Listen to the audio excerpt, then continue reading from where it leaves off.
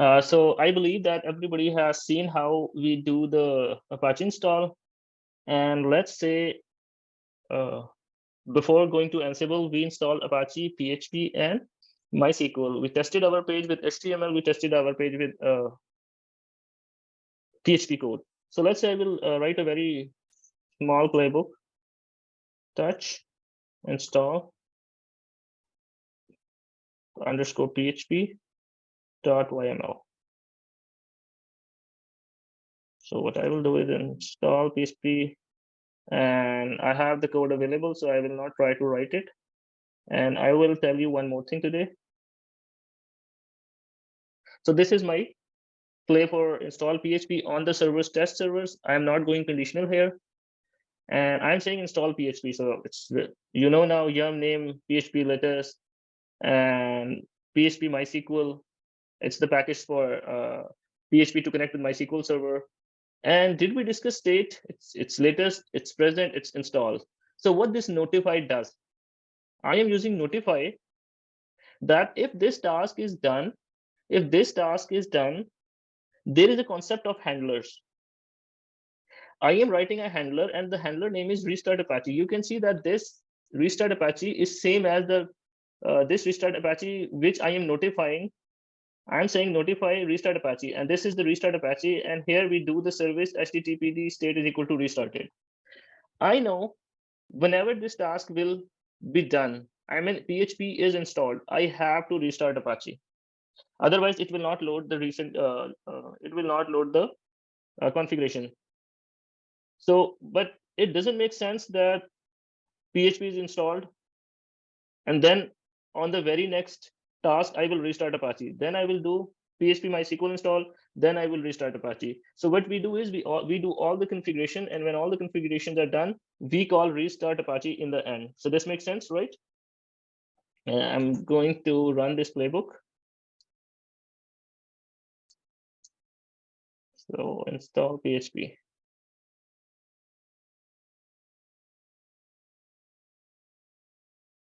Okay, 143 is not there, 145 is not there, 146 is not there. Node 1, 2, 3 are there. And it is installing the PHP. Now, can you hear me now? I can hear you. Can you hear us back? Yeah, now I can hear you. I think the connection got unstable. So I was saying, I use the concept of handlers. You got the idea why we use handler? Handlers, in the end, you're asking it to restart. Yes. So if you can see, the task was install Apache PHP. It was done. It was only done on node 1 because I have installed it. The PHP was not there. So after that, you know, it tracks the changes. So only node 1, it has performed some action, and node 2 and node 3 are green. So if we want to test it, if PHP is there, let's go to SSH node 1. I should have www HTML folder and more index.php, and we don't have index.php code in there. Let's exit out, and let's do cd www more index.php. Okay, we have code here. Let's copy that. Go to SSH node 1 cd www HTML index via index.php, and let's say I can do index.php. Let's say service httpd status. So okay, so node 1 is running httpd. What I can do now is I can go on my node 1, what's the IP 192.168.16. I guess 132. Okay, 132 and /index.php. So this is the page. Fine. Connection failed, access denied for user test @localhost, because we know there is no database running, or might be there is database running, but at least we know the PHP extension is enabled, right? Yes. On node 1 and all on the nodes. So what I can do is I can exit back to my master node. I go to SSH node 1. I know PHP is there because we just installed it. So I will do PHP -- version. So I know I have PHP installed. If PHP is not there, this will not come. So if I do PHP version, and there is a command awk print $1, it has printed the first column of this output, PHP -- version. So I don't have 5.46 available. I don't have C19, and then I have Zend available, but in Gen, because everything comes in the second column. So I am doing is awk, just like cut -d, we use the delimiter to separate the fields. So with awk, we can print our field 1 and field 2, and you can say column 3. So I am printing the first column because if PHP install, I will see PHP in my output. So what I can do is I can say head, HEAD head -1. I just want to read the first line. So we discussed head and tail in our previous classes. So I told you what we will do earlier. We will use everything in the future classes. So I know the output is head 1. I mean, the complete output is PHP. So what I can do is I can copy this condition, exit to my node, and I will go to PHP install _ PHP. And I can say the first task should be name, check if PHP is already there. Okay. And I can say there's a module shell, and we can run any command by using shell. And I can register the result, REGISTER, register is equal to result. You can type register is equal to result. I mean, this can be any value. Result can be, you can say it output, you can say it result, you can say it your value, boolean. I mean, this is the variable. We are just storing the result, the value, what comes as a result of this output is registered in result. Okay. Any confusion in this?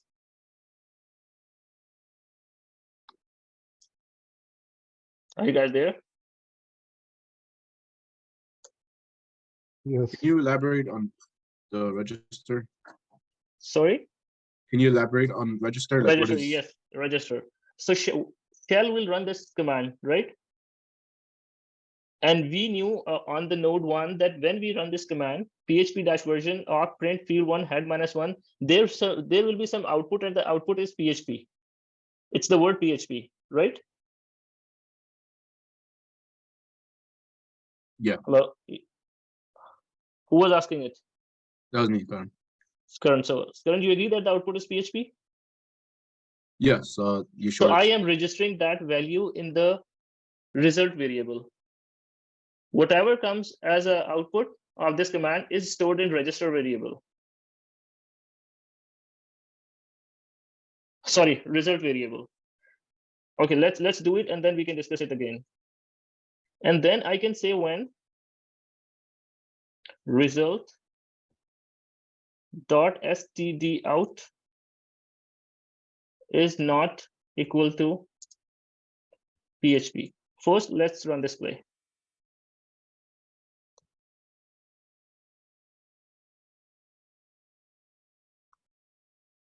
Now we know PHP is already installed. So you can see install PHP is skipping on node 1, 2, 3 because on the nodes PHP is already there. So now open the play again. What I am doing is I am checking if PHP is already there. If SC Linux is already there, we can do get SC Linux. If anything is there, if any condition is there on the remote machine, we want to check it here. Maybe we can register the value, just like we were checking the OS family, if it is Linux or Red Hat. So I have simulated a condition if PHP is already there. I know PHP is there. So whatever is the output of this command, I am storing it in the result variable. Do we agree till here so that I can go on the when statement? Yes. Okay.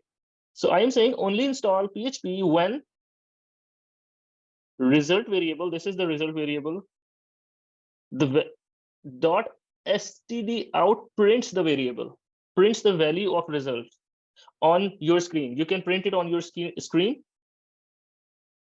or you can either you can print it on your screen, or you can just print it the value of whatever is there in result.std out and compare it with, either you can say equal or you can say not equal. If PHP is not there, so nothing will be here. How should I explain the conditions? I mean, you can go with equal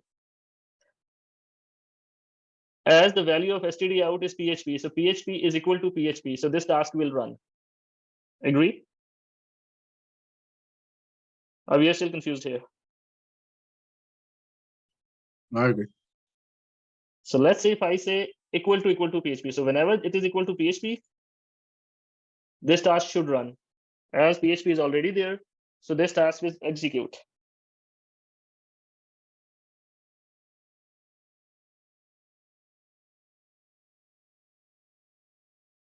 So yeah, install PHP. Because it was already there, so it has not done anything because it tracks the changes. But at least it has checked if PHP that I'm going to install PHP, but it checked that the PHP is already there. If what I want to do is, you don't need to install. I know. Oh, come on. Std out. I know. I will check the condition, and I just want to ignore this task to happen. So I am saying not equal to. So if I run it again, it will skip that task. Skipping. So by using conditions, you can skip or ignore a task. Are we good with this? The PHP is there, and we have used a condition, and now we are using handlers also.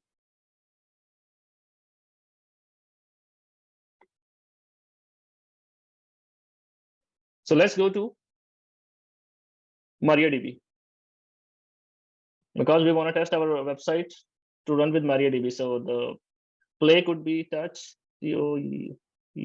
touch install underscore mariadb.yaml, and I can go like that, and I have the play available. I can just say, like the previous play,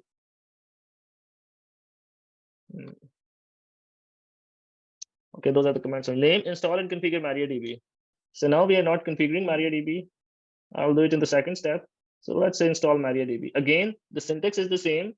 I define the task, install MariaDB server, and we start the MariaDB service. And we have not discussed the switch enabled till now. So what does enable do? If I remember, if you remember, It enables the package, like when we did like SSH on the enable. boot time. On the boot time. Let's say we can do service Apache start. It will start Apache, but when we will restart our computer, the Apache will be gone. I mean, it will be powered off.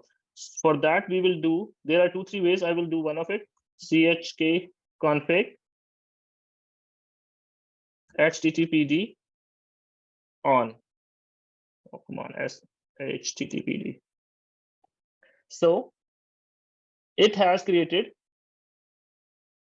a configuration that Apache will be booted if we restart the computer. If we say off, so Apache will remain off if the service is if the machine is rebooted. So it's telling, that's how we are telling the package to run on boot, on the machine reboot. Okay. So let's say we do it on, or let's say we do it off. And let's go back in our MariaDB installation. So the switch enabled means enable yes or enable no. So on the back end, what it will do is it will do check config on or off. Either it is enabled on boot or it is disabled on boot. So I was saying YAML is a very structured language and very easy, just human readable. So we do enable yes, enable all.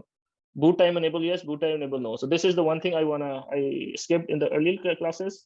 So the play is ready. Ansible-playbook and install MariaDB. So it should install it. Any confusion in this? Because I am going a bit fast today because we did everything in the previous classes. So I'm just, okay, so everything is good. Go to node 1, service, MariaDB status. So MariaDB is running. But let's go to our website.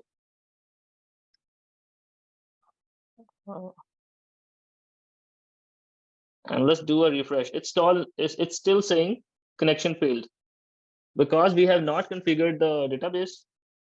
We don't have our test user there. We don't have our permissions there. So there are two ways. We do it with the Ansible or we do it with the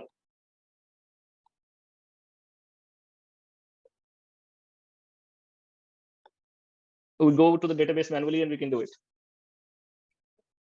So are we good till here? I'm good. And everybody else? Yeah, looks okay, but obviously I need to go back and probably watch the class one more time. Yes, actually, just like Karan did some thing, and of course now what he missed, he will not miss it next time because now he knows what he missed. So until you do it, you don't know what you are doing wrong. Yeah, for sure. Okay, one more thing. We can use variables. We can use templates. We can do. I took another MariaDB scenario. It's like the same thing. Install MariaDB. Okay, what I can do is I can use. Yeah, I should start it now.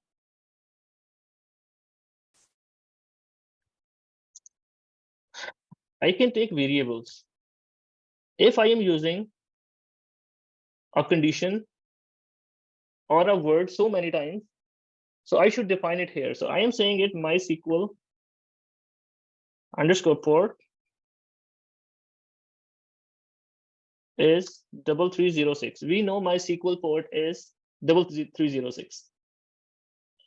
And I want to install MariaDB. Okay, start MariaDB, but I want to add some more things in it. Let's say I want to install MariaDB, and the default path of MariaDB is, let me go there, SSH node 1. Default path of var log MariaDB. There is a MariaDB folder, and we have MariaDB log available. Okay, there could be more etc my.cnf file. It says we have 32 MB of maximum allowed packet. The port is 3306. So these are the configurations which we want to change on all our machines. So I go on install. Okay, now my Bluetooth is gone. You guys can still hear me? Yes, I can hear. Yep. So now I'm on speaker. Maybe I was not. Okay, where we MariaDB. What I can do is I have a template available. This template is MySQL. I am writing something here. The data directory, I am defining it. The socket, I am defining it. The user, I am defining it. The length and the MySQL port. And let's say if I want to change the maximum allowed packet to 32 from 32 MB to, let's say, 64 MB.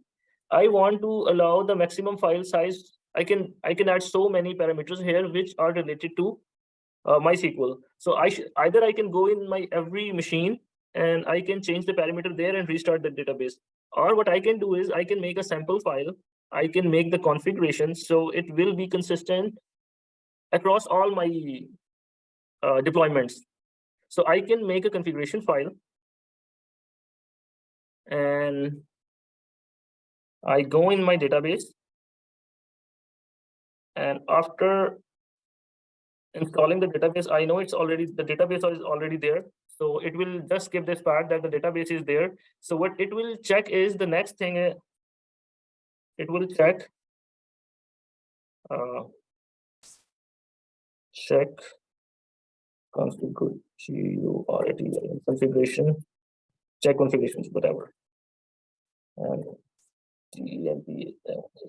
template. We know the source is equal to my .cnf.2.j2, and destination we just checked in the node 1 that the default database configurations are at this destination. I can say there is a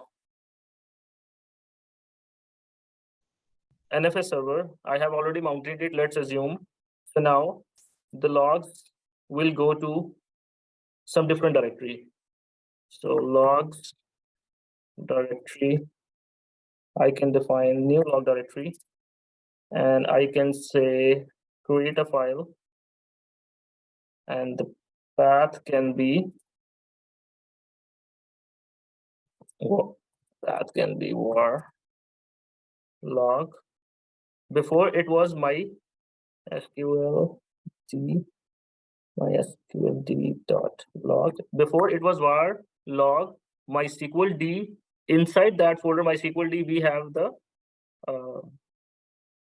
log file available. So what I can do is state is equal to touch or created, and I will define the ownership of that file. I am expanding our place, and the group of the file I am creating, it's also MySQL, and the file it has created, change the permission to 775. So read write for user and group, and anybody else can read it. And then what I can do is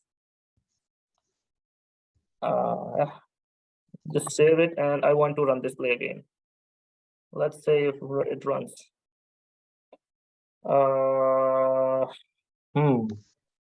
Source is equal to my .cnf.day2 destination. Oh, come on. Destination is equal to, I am writing in a single file. Okay, so now we are running our play. I mean, today's lecture is too boring, but I just want to show you some scenarios because nothing is probably new. So just bear with me. So nothing has changed. Only the log directory path has changed.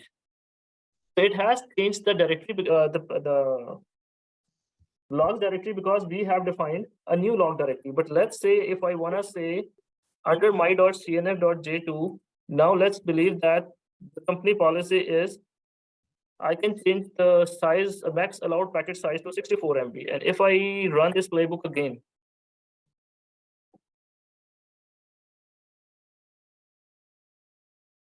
so let's see what happens. Task check configuration. So the configurations are changed. And if I go to SSH node 1, and if I read my more etc my.cnf, you can see the packet size is 64 MB. So that's how we can make our configuration consistent, that we can even provide templates. And in that template, we are defining the parameters which we want to push, right?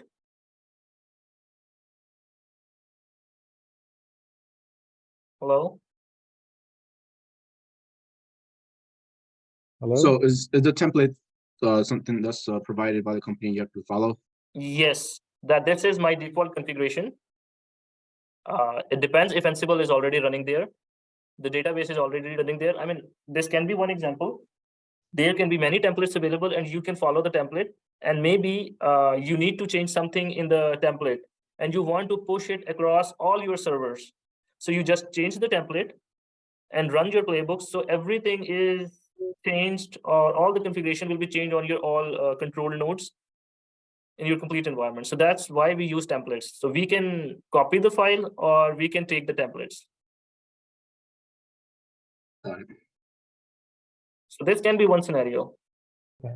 So now I have, let's go to our, again, node 1 and check if it's MySQL. Okay, the password is not set. So we all remember after installing MariaDB or MySQL, what we did was MySQL _ secure installation. We hit enter and it started typing current password for root, enter for none. Do you want to set up new username? Do you want to set a password, remove anonymous database, and all that? So I am just doing Control-C. I'm not doing it from here. I am gonna exit out and I will say that configure db.yaml. So I have written a code and I'm gonna copy paste it because it will be too much and I can do typo here. So I have tested a template just like you were saying. You will get probably the template or maybe you have to write it. But let's say you have a template available. And I go insert, don't care what this does, I just want to play it. Okay. Yeah, I think I got it. Those were the tabs. But it's also not connecting to your host. So Doesn't matter. Those hosts are, they should be on node 1, node 2, node 3, doesn't matter. It has taken the complete file actually. And let's say SSH node 1. Let's say if it has done it or not. Yes, MySQL -u root -p and the password is whatever is there. Okay, it's root 1, 2, 3. Okay, the database is configured with the password. Actually, what I did wrong was in the play, I should write not the host on host test servers or servers. Let me check again. More hosts is test server. The group name is test server. So what I should do is I should run it on test server because we did so many configuration in host files, so it is taking all of them. Now I can run it again. And now we will not have those many errors. We will just have these 3 nodes in the test server group. It will try to run on this only because everything is already set, so it will not do anything. Now let's open the play configure my, and it doesn't matter what's in there. You don't need to understand it. But let's say I was saying that whenever I am checking anything, okay, let's delete this line. It's creating confusion. I am using the word login password again and again. Either I can type root 123 again and again and again, or you can make that a variable or something to I reference can to make it a somewhere. variable MySQL root password, and I can use that variable just like that. In the double, these brackets, whenever we use double brackets, it's actually the variable inside, and the value of the variable will be used if we do the double brackets anywhere. I'm not saying to just you should not know what you should just know that this is working and it is creating, it's dropping the let's say I am saying remove remote anonymous user. I am saying drop database. So the database name, the default database name is test. I am saying the state should be absent. So it will remove the database test from the databases. We know our database name in our PHP website is example. If you remember, otherwise, okay, no, if you don't even remember, I can show you. The database name is example, and we all know that we had set the password to ABC123.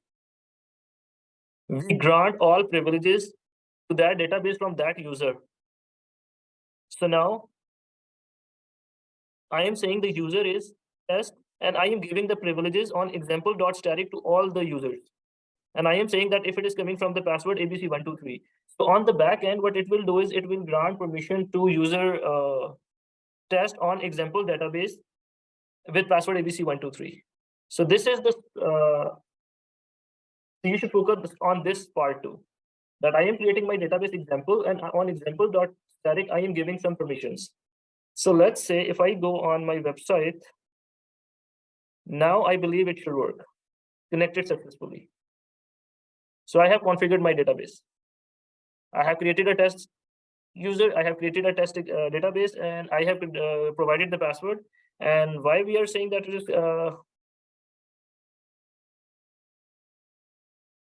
this is example.com. So I can go on quit, and let's say if I go index.php. So we have user test, we have password ABC123, and we have DB example. So this is the same file which is pushed on our web server. Any confusion till here? I think I'm going too fast, and I don't know if you are getting it or not. So any confusion till here? These are just the scenarios. I mean, you don't have to fully grab it. What I want to display is you can do almost pretty much everything using Ansible. It depends on your scenario, though. So you guys are there? Yes, I'm following. Yes. Fine. So I have configured the database. So Zishan, you have installed PHP, sorry, MariaDB and MySQL, right? No, MariaDB is the MySQL DB. Okay. MariaDB and MySQL is the same thing. The difference is MySQL was free database available under general user license. But then Oracle purchased MySQL, and then the community made another database just like MySQL, and they named it MariaDB. That's the only difference. The name is different. Otherwise, everything is the same again. Okay. So what? Let me check first that I intended to cover this, or I can go ahead further on this day.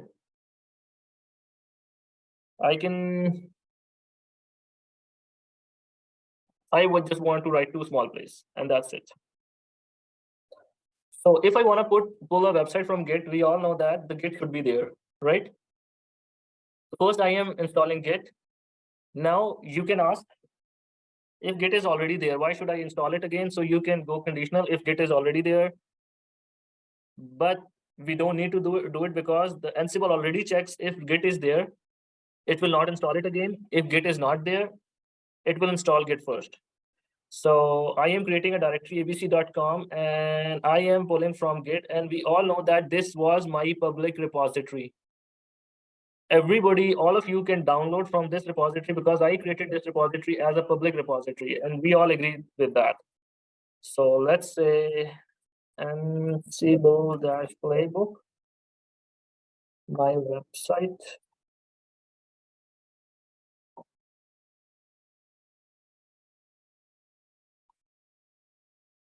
Install from Git, pull from Git. Everything is done. So if I go SSH node 1, cd var www.abc.com. So I have my website available.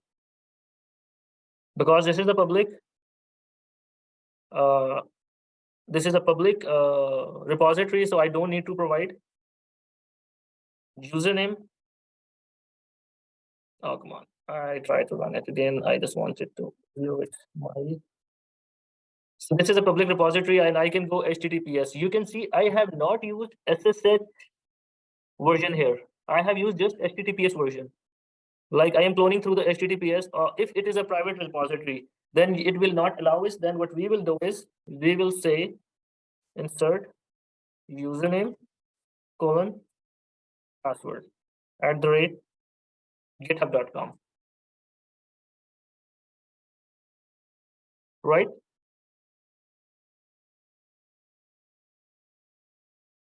Hello? Yes, Zishan. Yes. Okay, either we will go with the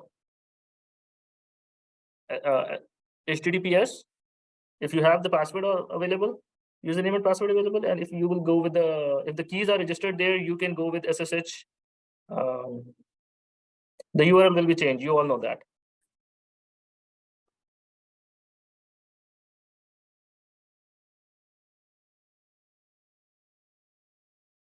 There is one more thing. Let's say I have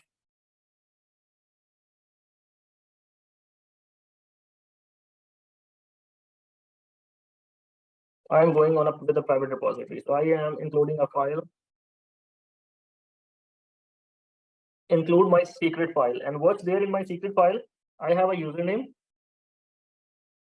So I will take the value of a username here and the value of password here. Why I'm doing this? Either I have to type it, the username and password in clear text format, or what I can do is I can create a secret file. In my secret file, I can encrypt my passwords. And when this file is loaded, this play is running, it will search for a secret file. It will decode it and will use the username and password values available in that file. Let's first do it and then we can discuss it. So just, I'm pausing a share for 1 second.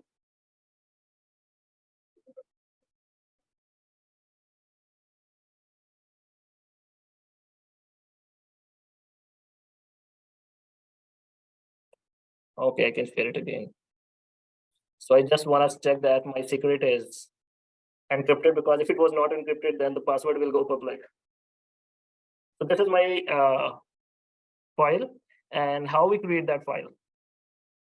You can name it anything like touch ABC or my secret. You can write my secret. You have a username.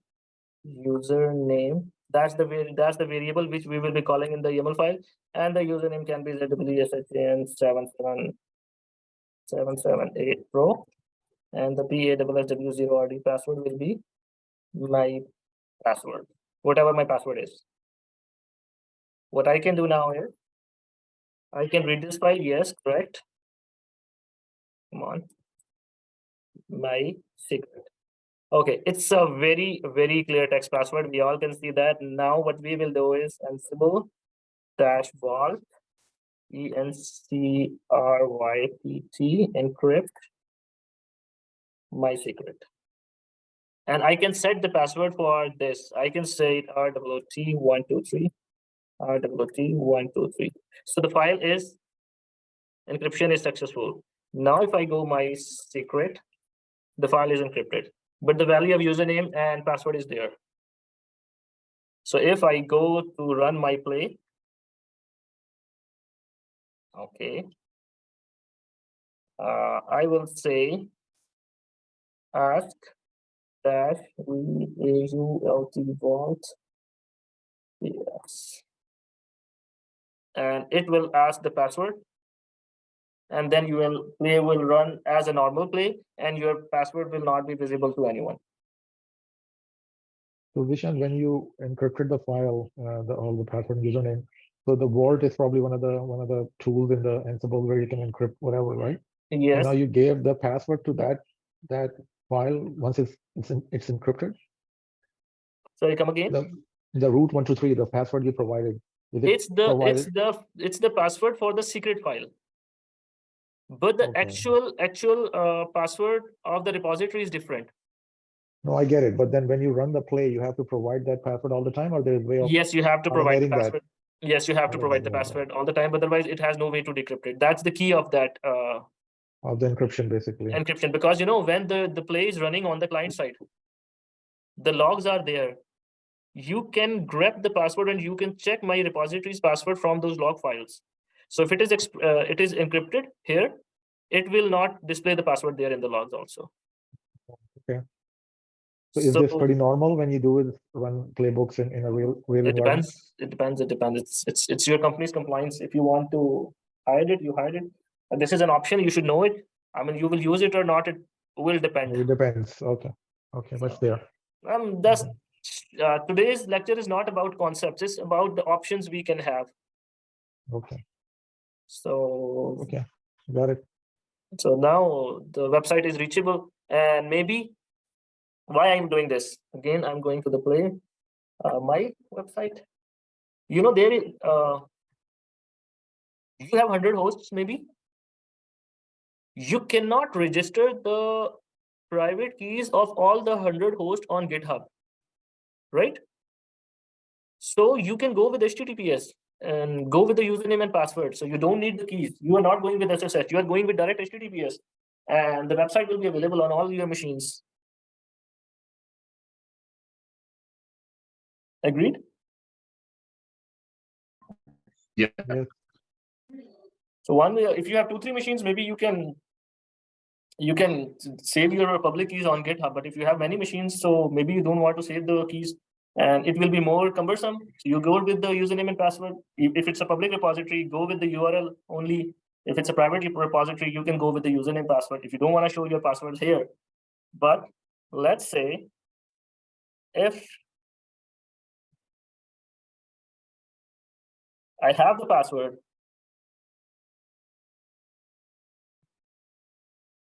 it was my secret, right? What I can do is root 123, and if I go with more, my secret, it's again clear text format. So it is for your protection only. It's if I know the key, I can of course decrypt it. I think we are good today. So we should end the class. I think yes. But first,